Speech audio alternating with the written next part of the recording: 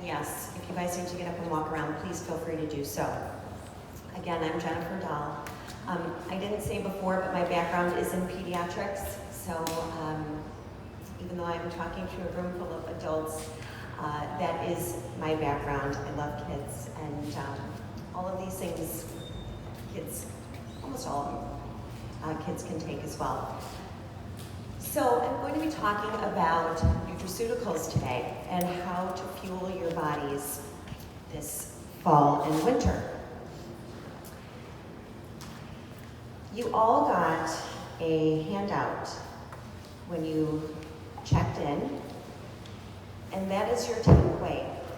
And that's going to be important for you guys to have. Take a picture of it, put it in your phone, pass it on to other people. Help other people after you leave here. And these 6 vitamins, antioxidants, supplements that I'm going to be talking about, you can buy at a health food store. Many grocery stores have them. You can even buy them online. I get all of my supplements at allstarhealth.com. Didn't want to plug them, but they're awesome. Their prices are phenomenal, and a lot of, well, actually, all of my prices that you're going to see on the screens come from them.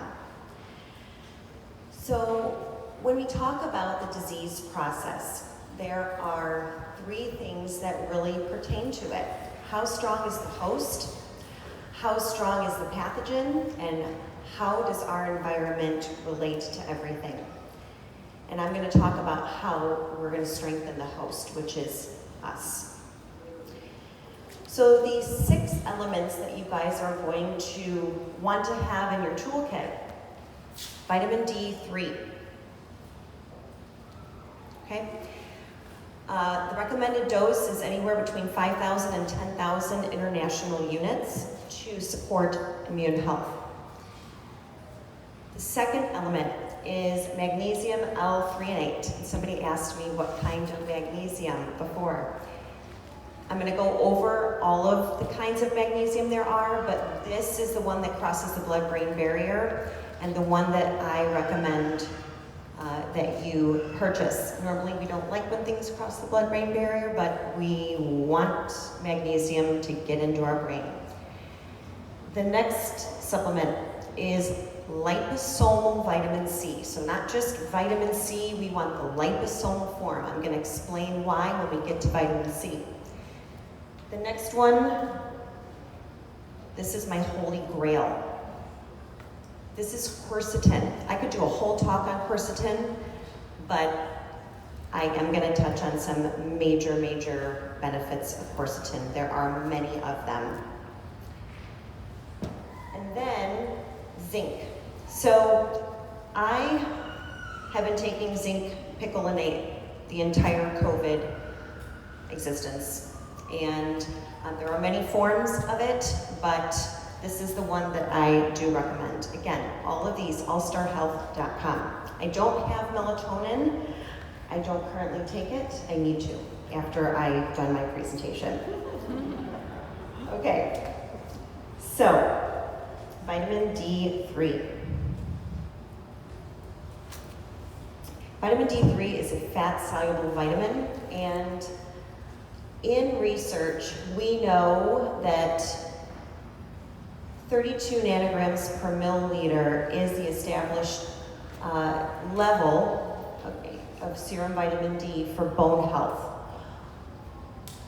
But we know that that is not high enough for immune health. The 8 best vitamin D rich foods: fortified cereals, orange juice, egg yolks, mushrooms, ricotta cheese, fatty fish, cod liver oil, and caviar. There are others. Animal products have vitamin D, yogurt, milk. And we all know that we can get vitamin D from the sun. In 20 minutes, a fair-skinned individual, as long as their lids are exposed, can make 20,000 international units of vitamin D. It's a lot. What's the problem with that? Well, we live above the 37th degree of latitude. We don't get that kind of sun all year round.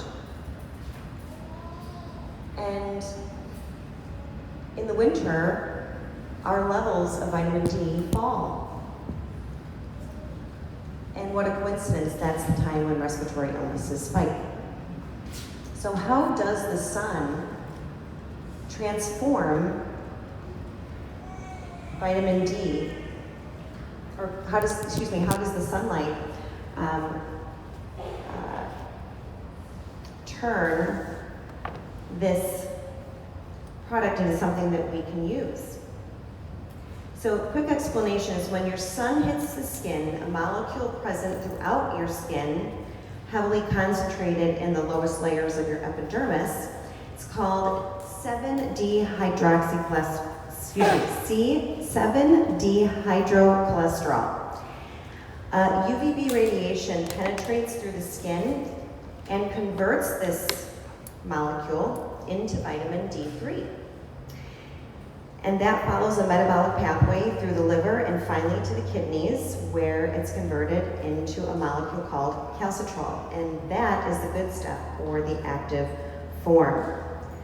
Vitamin D deficiency is a global public health problem. It's estimated that 82% of Black Americans are vitamin D deficient, and vitamin D deficiency among the whole population is approximately 42%. These deficiencies are based upon bone health recommendations, which many clinicians believe are set too low for immune health.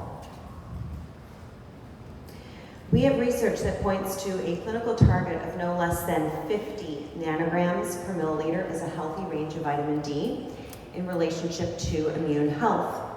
We also know that if your levels are at 50 nanograms per milliliter, your chances of severe COVID are very, very low. Okay, so we need to get our vitamin D levels up. So how are we going to do that? A recommendation of, it says 10,000 international units, but I will go as low as 5. I think everybody needs to get a vitamin D level drawn. I think you all need to know where you're at before you start. Some of you are going to need more to start because your levels are lower, and some of you guys will need less. So that's why I gave you a range between 5 and 10,000 international units. For children, ages 1 through 18, 4,000 international units is what I recommend.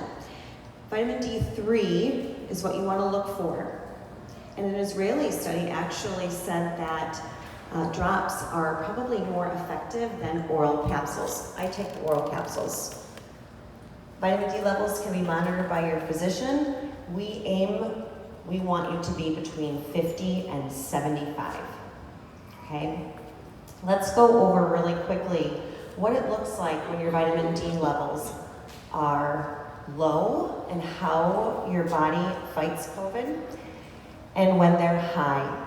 So let's start over at the mild cases of COVID, all the way on the right-hand side where you see that green. And if I'm standing in the way, let me back up.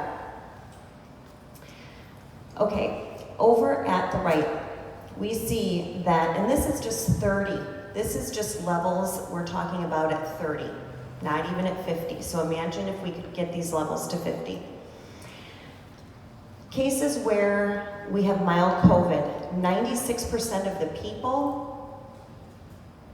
did really well when their level was at 30. But when we go all the way over to severe and critical COVID, those individuals, 55 and 52% respectively, were between 21 and 29 and then under 20. And so as you look to see those individuals whose vitamin D levels are 20 or below, pretty much half of that population has the chance of critical COVID, and that means ICU COVID. Okay? So there are some individuals that might need higher levels of vitamin D. Diabetics, people with autoimmune disorders, people with BMIs over 30, people with dark skin, gastrointestinal disorders, and elderly people are more prone to vitamin D deficiency, and so you may require higher levels of vitamin D. Again, talk to your doctor. And when we talk about toxicity of vitamin D, it's very rare, and it occurs at serum levels greater than 300. These doses are not going to get you anywhere near that number, so I don't want you to be concerned about that. Vitamin D is relatively inexpensive and readily available, and it is about $6 to $10 per month at your drugstore, vitamin shop, or online vendor. So let's go to magnesium. Magnesium is a mineral that's found in almonds. These are just some foods, not all of them. Almonds, cashews, spinach, avocado, dark chocolate, and wild-caught fish. It's involved in over 300 critical pathways in our body, and it helps the liver and kidneys metabolize vitamin D. So magnesium works really well with vitamin D, so we need to take both of them. Without magnesium, vitamin D is stored in the body and it's not used. We don't want that. Okay, so vitamin D also, it also helps vitamin D bind to its target proteins. And it's about $20 to $30 for a 30-day supply. So it's a little on the pricey side as far as compared to all the other ones, but it's critical.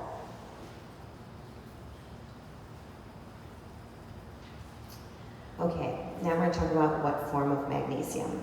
So magnesium produces energy for your cell's mitochondria. So mitochondria look like little pill-looking objects in your cells, and they are responsible for giving you energy. And so magnesium has a direct effect on that. The inferior types of magnesium are on the left. And so you may know milk of magnesia. That's not one that we're going to recommend because they have poor absorption in the gut. You're going to want to get either malate, glycinate, chloride, taurate, orotate, citrate, or L-threonate. And remember how I mentioned L-threonate? It's the best because it crosses the blood-brain barrier and it does these wonderful things. It reduces stress, it reduces anxiety, it actually reduces brain fog. Sign me up. Right? Yeah. And it improves learning, memory, and it helps you sleep. So, we're going to talk about vitamin C next. All right, vitamin C is also known as ascorbic acid. It is obtained by eating fruits and vegetables. Citrus is a really easy one to get vitamin C from. And if you do not consume 4 to 6 fruits and vegetables a day, then supplementation is going to be necessary. And I would recommend just supplementing right off the bat. So vitamin C is a potent antioxidant, and it limits the effect of free radicals. So Jennifer, what is a free radical? I'm not going to give you a chemistry lesson, but I do want you to understand what a free radical is. Free radical is an atom where it has an electron without a partner. And so it's constantly looking for that partner. And that creates instability. And that instability then creates chaos on your cells. It destroys and damages your DNA and your cell structure. So, vitamin C is used to repair all that. Vitamin C drops to a critical level with severe illnesses like COVID-19. It helps regenerate other antioxidants like vitamin E and glutathione. It contributes to immune defense. It accumulates in your neutrophils. Neutrophils is a kind of white blood cell, and aids in the killing of microbes. And then it clears those same neutrophils that went to work from the site of infection and decreases tissue damage. It also prevents and treats respiratory and systemic infections. It helps your body during stress by supporting your adrenal glands. Your adrenal glands are located on top of your kidneys. And a meta-analysis, means a collection of studies. Okay, in this specific instance, there were 6 studies, and it showed that 1,000 to 3,000 milligrams daily reduced the length of your stay in an ICU by 8.6%. That's really significant. Remember how I said liposomal form? So let's explain what liposomal form and why you need to find liposomal form. Your stomach produces acid, okay? We need to get vitamin C through your stomach and into your intestines where it's absorbed into your bloodstream. What liposomal vitamin C is it's a fat coating around the actual vitamin. So it gets through your stomach without it breaking down and into your intestine where it goes to work, okay? It's about $15 for a 30-day supply. I recommend that you start with 2,000 milligrams each day for prevention. If symptoms start, and this is going to be just a little lesson on what to do, you're going to change to ascorbic acid powder. So when you buy your vitamin C, you're going to want to buy your liposomal vitamin C, and you're going to want to buy a tub of the ascorbic acid powder. Because if you need to change over because you become ill, you are going to want to take 2,000 milligrams every 2 hours until bowel tolerance. What that means is you're going to take 2,000 milligrams until you have loose stool. Because vitamin C is a water-soluble vitamin, your body just eliminates anything that it doesn't need. And when we know that we have bowel tolerance, we know that's our saturation point, and then we don't need to take any more that day. So the following day, you're going to then total up everything that you took the prior day, and that's what you're going to take. If you have loose stool then, just back off 2,000 milligrams, okay? And you're going to want to take that amount until your symptoms decrease. Okay, quercetin. This is my favorite one. Okay, quercetin is found in many foods. I have 3 children. I have a 16-year-old, 14-year-old, and a 10-year-old. And they hate every single October when I give them elderberry syrup. Elderberries have the number one food that has quercetin. I didn't know that before I did my own research. And red onions, white onions, cranberries, as you can see, and it really is limitless. You eat and consume a lot of quercetin, but you still need to take supplementation. Quercetin is a flavonoid, right? It's an antioxidant. It reduces your cholesterol, you guys, naturally. It also lowers your blood pressure. Anybody ever tell you that? Quercetin is an antiviral, an antimicrobial, an anti-inflammatory, and an anti-allergic. And this is according to the Department of Pathology and Diagnostics at the University of Verona in Italy. Okay, so the antiviral properties. We hear about the spike protein all the time on the news, everywhere. Well, quercetin blocks the SARS-CoV-2 spike protein from attaching to the ACE2 receptor. Wow.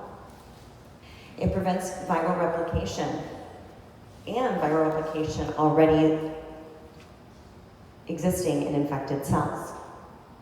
It prevents virus-induced cellular destruction. It maintains the antiviral interferon pathway that is necessary for an effective immune response, and it works together with vitamin C. It recycles the quercetin, so it actually makes it more effective. So, as you can see, I kind of weaved, everything kind of goes together. And the biggest thing, you guys, Quercetin is a zinc ionophore. What does that mean? And I'm going to get to zinc next. But essentially, how I can explain it is quercetin says, hey zinc, come with me. Let's go over to this cell. I'm going to open the door, and you're going to go in, and you're going to kill them, everything inside. That's what quercetin does.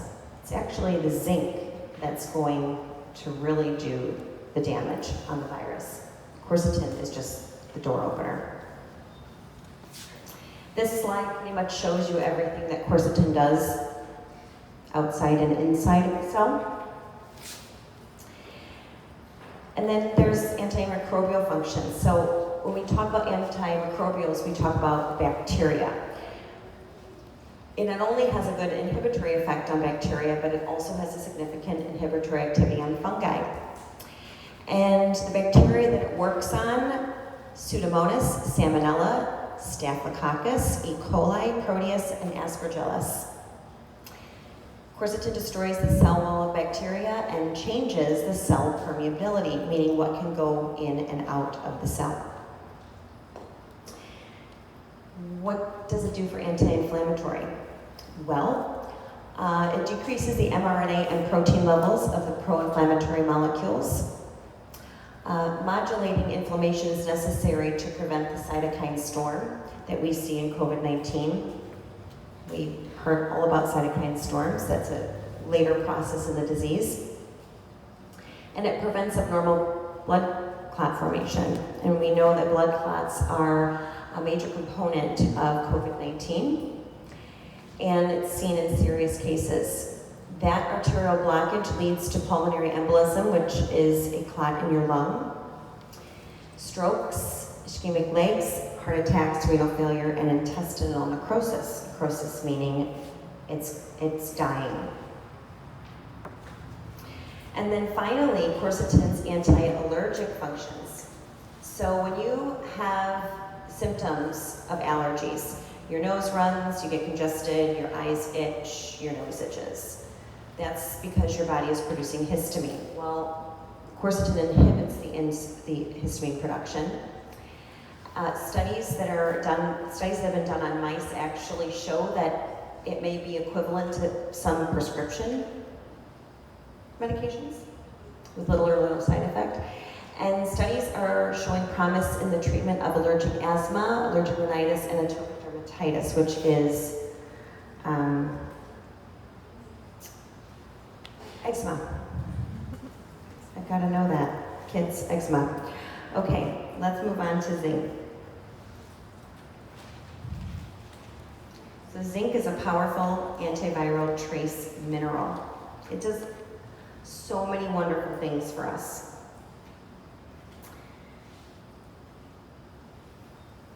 It has many properties which are beneficial for us to resist viral infection. You have these things in your lungs. They're called cilia.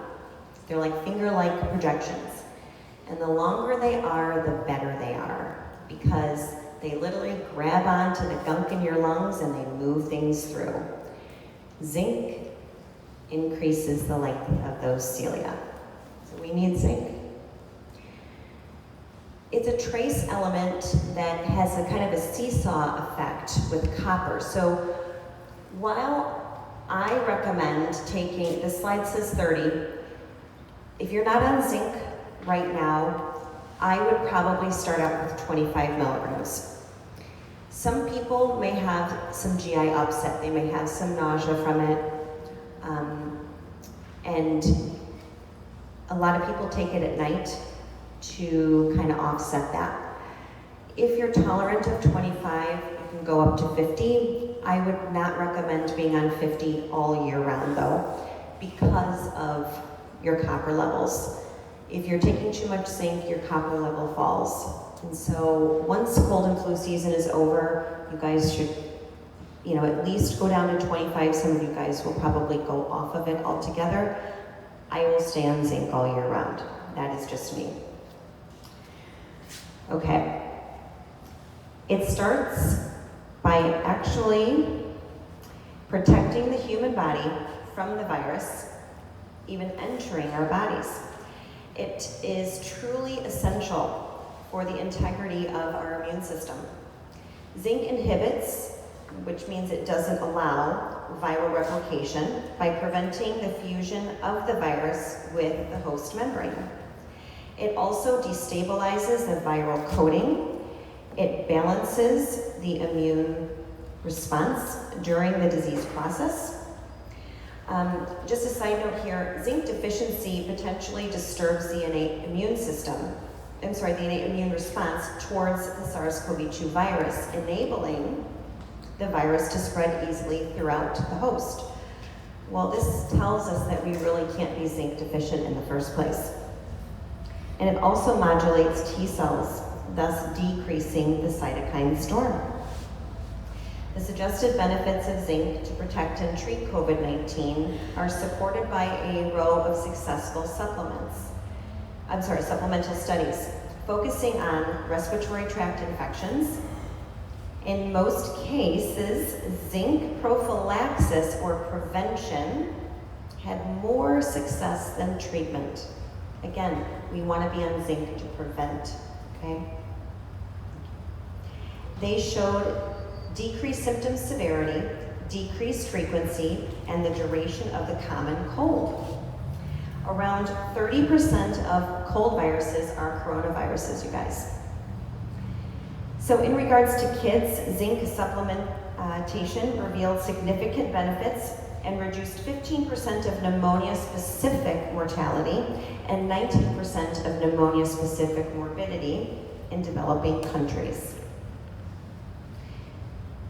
And finally, we are going to melatonin. Remember, I need to start this. Okay.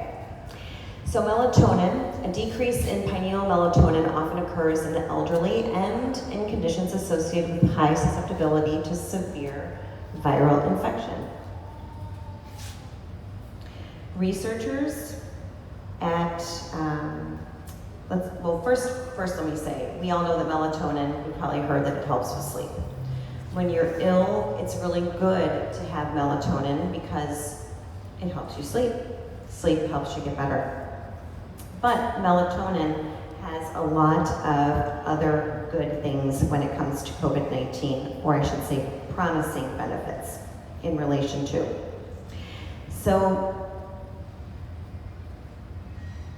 researchers at the University of São Paulo in Brazil have discovered when melatonin is made in the lungs, it can block SARS-CoV-2 at several entry points for the virus. Melatonin stops the expression of genes that encode proteins in cells in the nose and a part of the lung called the alveoli, thus preventing the virus from infecting these cells. The study presents an option for the administration of melatonin in either an inhaled or drop in the nose form. And so more research is needed, but it looks really promising. Melatonin also reduces the risk of fibrosis in your lungs. And there was a Cleveland Clinic study where there was a 30% reduced likelihood of testing positive for COVID. $5 to $9 for a 3-month supply. Not that bad at all. So in conclusion, we do not need to fear COVID-19 because we're going to arm our bodies, right? Yep. We are going to arm them. I've given you guys a lot for your toolbox. Thank you so much for listening. I know it was quite long of a section for you guys to listen to. I want to leave you with a quote from Dahl Carnegie. Fear doesn't exist anywhere except in the mind.